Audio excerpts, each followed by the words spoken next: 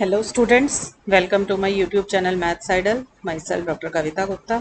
बच्चों, आज हम ग्रुप होमोमॉर्फिज्म के चैप्टर में एक्सरसाइज का क्वेश्चन नंबर 5 करेंगे, जो कि होमोमॉर्फिज्म और कर्नल पे बेस्ड होगा। लेट अस स्टार्ट बच्चों। देखो बेटा, मेरा क्वेश्चन है कि define phi from R star. R star क्या चीज़ है? सब बच्चे रिकॉल कर लें कि set of all non zero real numbers. ये ग्रुप बनाता है आपका विद रिस्पेक्ट टू मल्टीप्लिकेशन। तो हमने डोमेन को डोमेन दोनों बराबर रखे हुए हैं। मैपिंग डिफाइन करिए, 5x is equal to x to the power r where r is some positive integer. Show that phi is a homomorphism and find kernel phi. और फिर उस आपसे पूछा गया है कि which value of r yields an isomorphism. किस value पर r की क्या वैल्यू होनी चाहिए कि ये आइसोमॉर्फिज्म भी बना दे। ठीक है, रिकॉल कर सकते हैं होमोमॉर्फिज्म की और आइसोमॉर्फिज्म की डेफिनेशन। आपको पता है कि phi from G to G dash अगर एक मैपिंग डिफाइन की जाए such that phi of x y is phi x phi y, तो फाई होमोमॉर्फिज्म। एंड अगर फाई साथ में सिर्फ इस कंडीशन पे होमोमॉर्फिज्म, अगर फाई 1 1 भी आ जाए और ऑन टू भी आ जाए और होमोमॉर्फिज्म भी बना दे, तीनों कंडीशन सेटिस्फाई हो जाए तो फाई आइसोमॉर्फिज्म। ठीक है बच्चों, तो करते हैं स्टार्टअप। देखो, मैंने डिफाइन कर ली अपनी मैपिंग जैसे भी क्वेश्चन में दिया हुआ था। मैंने होमोमॉर्फिज्म की कंडीशन सेटिस्फाई करनी चाहिए कि phi of x y is phi x phi y. तो phi of x y consider कर लिया। अब ये जो डेफिनेशन आपको दे रखी है क्वेश्चन में, phi x equal to x to the power r, इसमें एक्स की जगह एक्स वाई डाल दो तो क्या बन जाएगा? X y to the power r. तो मेरा आ गया x y to the power r. Exponent का रूल लगाइए, it becomes x r y r. ठीक है। यहाँ पे वैसे भी आप देख सकते हैं कि ये एक्स वाई एलिमेंट आए कहाँ से हैं? ग्रुप आर स्टार में से आए हैं। और अगर आर स्टार आपका एबिलियन होता है तो ए बी की पावर एन क्या होती है आपकी? ए एन बी एन होती है। तो वही सेम रूल से हमारा जो है एबिलियन ग्रुप में जो एक्सपोनेंट का रूल है उससे हमारे पास एक्स आर वाई आर आ जाएगा। ठीक है। अब x to the power r क्या चीज़ है? देखिए, इधर फाइव एक्स है। अगर इस एक्स को वाई कर दूँ तो y to the power r क्या बन जाएगा? फाइव वाई बन जाएगा। तो मैंने 5x 5y लिख दिया, तो मेरी कंडीशन होमोमॉर्फिज्म की सेटिस्फाई हो गई है बच्चों, तो ये होमोमॉर्फिज्म बना देगा। ठीक है। अब कर्नल निकालना है। कर्नल के लिए आपको बताया था, kernel contains all those elements of the domain which are map to the zero या which are map to the identity of codomain. तो क्या डेफिनेशन है कर्नल की?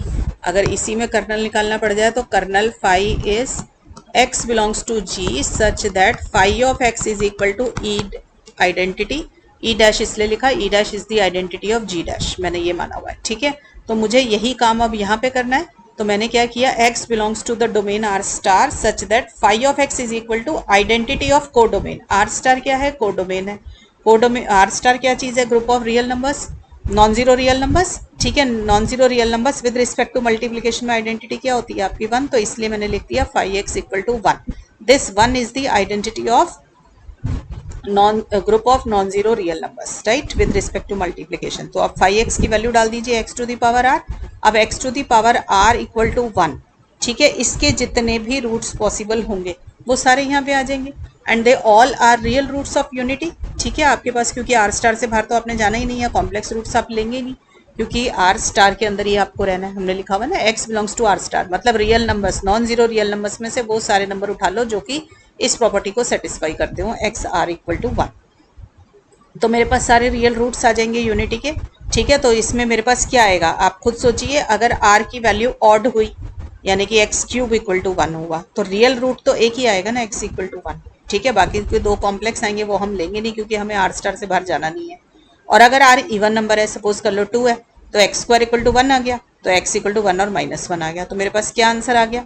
1 और -1 ही मैक्सिमम ये वैल्यूज लेंगे। तो मेरा कर्नल फाई क्या बन गया? 1 इफ r इज ऑड और -1 and 1 if r is even. ठीक है बच्चों, कर्नल सबको समझ आ गया।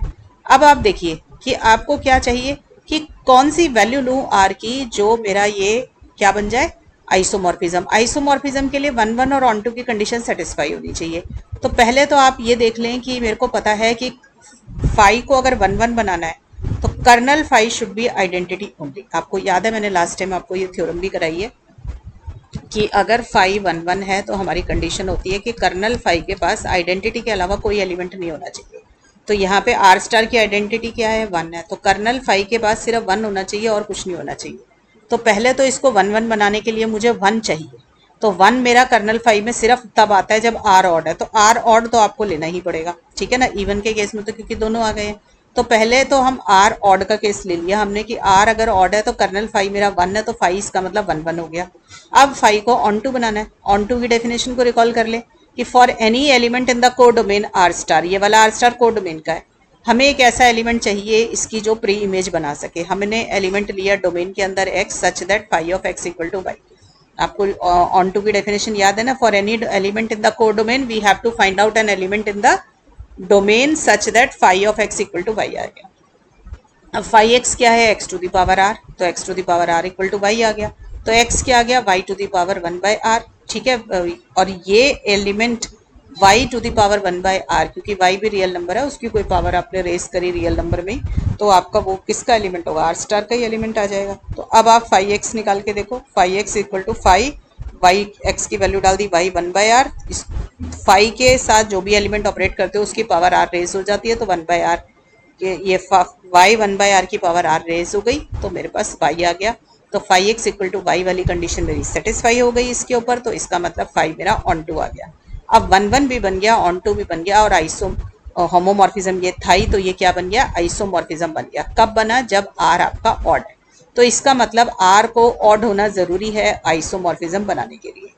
इवन के केस में आपको पता है कि 1 1 की कंडीशन सेटिस्फाई नहीं होगी, इसलिए इवन के केस में वो कभी भी आइसोमॉर्फिज्म नहीं बनाएगा। क्यों, क्योंकि जब ये इवन था तो मेरा कर्नल के पास दो एलिमेंट आ गए, 1 और -1। आपको पता है कि 5 is 1 1 only if kernel 5 contains identity only, पर यहाँ पे एक एक्स्ट्रा एलिमेंट आ गया, तो ये आइसोमॉर्फिज्म कभी भी नहीं बनाएगा। तो इसका मतलब r equal to even number, अगर कभी भी r इवन होगा तो ये आइसोमॉर्फिज्म नहीं बनाएगा। अब ये आपका आंसर क्या आ गया कि for what value of r it is an isomorphism, तो आपका आंसर हो गया whenever r is an odd number then it will be an isomorphism.